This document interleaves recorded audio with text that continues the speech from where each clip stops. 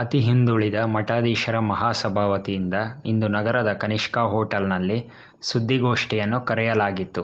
ಈ ಸುದ್ದಿಗೋಷ್ಠಿಯಲ್ಲಿ ಅತಿ ಹಿಂದುಳಿದ ಮಠಾಧೀಶರ ಮಹಾಸಭೆಯ ಸಂಸ್ಥಾಪಕ ರಾಷ್ಟ್ರೀಯ ಅಧ್ಯಕ್ಷರಾದ ಶ್ರೀ ಶ್ರೀ ಬಸವನಾಗಿದೇವ ಶರಣರು ಚಿತ್ರದುರ್ಗ ಪೀಠ, ಸಂಸ್ಥಾಪಕ ರಾಜ್ಯಾಧ್ಯಕ್ಷರು ಶ್ರೀ ಶ್ರೀ ಪ್ರಣವಾನಂದ ರಾಮಸ್ವಾಮಿಗಳು, ಬಂಜಾರ ಗುರುಪೀಠದ ಶ್ರೀ ಶ್ರೀ ಸರ್ದಾರ್ ಸ್ವಾಮೀಜಿ, ಕುಂಬಾರ ಮಠದ ಸ್ವಾಮೀಜಿ ಹಾಗೂ ರೈತ ಸಂಘದ ರಾಜ್ಯಾಧ್ಯಕ್ಷರು ಮೊಹಮ್ಮದ್ ಬಶೀರ್ ಹಾಗೂ ಮಹಿಳಾ ರಾಜ್ಯಾಧ್ಯಕ್ಷರು ಲಲಿತಮ್ಮನವರು ಭಾಗಿಯಾಗಿದ್ದರು.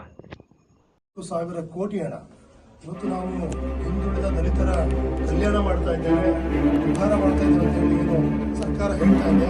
ಅದನ್ನು ತಮ್ಮ ಗ್ಯಾರಂಟಿಗಳಿಗೆ ಸರಿ ಅನಿಸ್ತಾ ಇಲ್ಲ. ಹಾಗಾಗಿ ಅದನ್ನ ಸರ್ಕಾರ ಬೇರೆ ಯಾವುದೇ ಒಂದು ಗ್ಯಾರಂಟಿಗಳಿಗೆ ಬಳಸದೆ ಈ ಪರಿಶಿಷ್ಟ ಜಾತಿ ಮತ್ತು ಪರಿಶಿಷ್ಟ ವರ್ಗದ ಏನು ಮೀಸಲಿಡತಕ್ಕಂಥ ಹಣ ಅವರ ಏಳಿಗೆಗೆ, ಅವರ ಉದ್ಧಾರಕ್ಕೆ, ಫಲಾನುಭವಿಗಳಿಗೆ ಕೊಡ್ತಕ್ಕಂಥ ಒಂದು ಕೆಲಸ ಆಗಬೇಕು ಅಂತ ಹೇಳಿ ನಾವು ಈ ಒಂದು ಪತ್ರಿಕಾಗೋಷ್ಠಿಯನ್ನ ಇವತ್ತು ಮಾಡಿದ್ದೇವೆ. ಇನ್ನು ಹಲವಾರು ವಿಚಾರಗಳನ್ನ ಪರಮ ಪೂಜ್ಯರು ಕೂಡ ತಿಳಿಸಿದ ಅನ್ನೋದಕ್ಕೆ ನಾನು ಬಯಸ್ತೇನೆ.